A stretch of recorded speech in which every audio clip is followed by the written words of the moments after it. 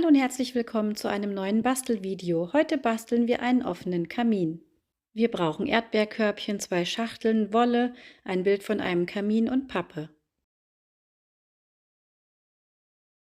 In die eine Schachtel zunächst eine Öffnung schneiden.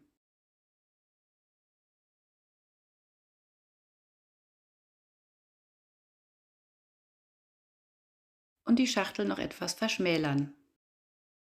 Die Rückseite verschließen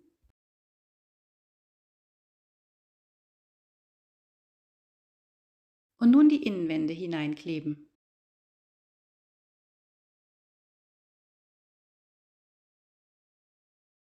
Jetzt schneiden wir aus der zweiten Schachtel 1/3 ab.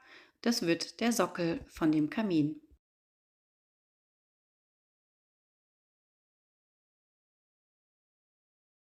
Der zweite Teil wird dann der Hintergrund, die Wand vom Kamin. Die Wand in Vanillefarben anmalen, den Kamin selbst in Bronzefarbe. Aus den Erdbeerkörbchen Streifen ausschneiden und diese wiederum wieder in kleinere Teile schneiden. Dies werden die Steine für den Kamin. Hierfür nehmen wir die raue Oberseite, weil die eine schöne Struktur abgeben. Diese malen wir diesmal mit Wasserfarben an, weil sie eine natürlichere Struktur geben, und kleben sie in den Kamin. Jetzt ein Stück Pappe mit ockerfarbener Acrylfarbe grundieren und Kacheln aus den Erdbeerkörbchen mit Wasserfarben bemalen. Bei den Kacheln nehmen wir die glatte Struktur. Nun den Kamin festkleben und danach die Kacheln.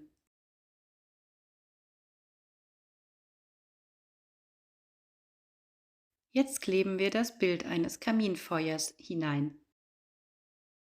Holzscheite malen wir mit schwarzer Wasserfarbe an und kleben sie ans Kaminfeuer. Nun machen wir ein kleines Körbchen aus einem Stück Pappe und der Verpackung von Versandhauspäckchen.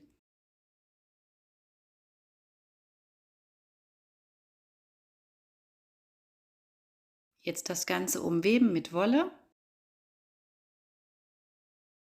Die überschüssigen Kanten einfach nach unten biegen und festkleben.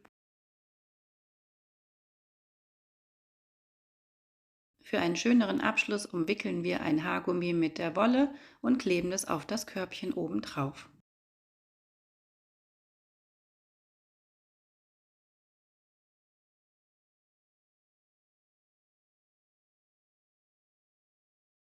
Jetzt kleine Holzscheite festkleben. Und nun basteln wir das Kaminbesteck aus Holzspießen und Pappe.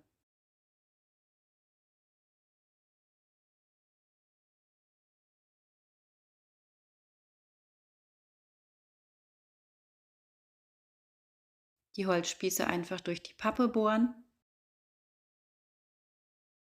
Aus dieser Plastikverpackung schneiden wir eine Ecke raus, dies ergibt die Schaufel.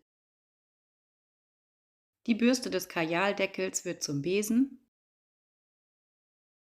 Nun noch dickere Holzstäbe ankleben als Griffe.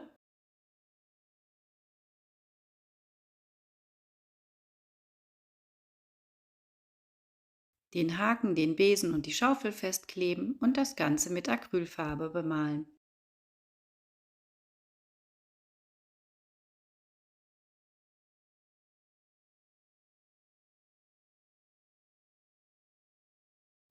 Jetzt wird's gemütlich. Vielen Dank fürs Zuschauen. Tschüss, bis bald, eure Steffi.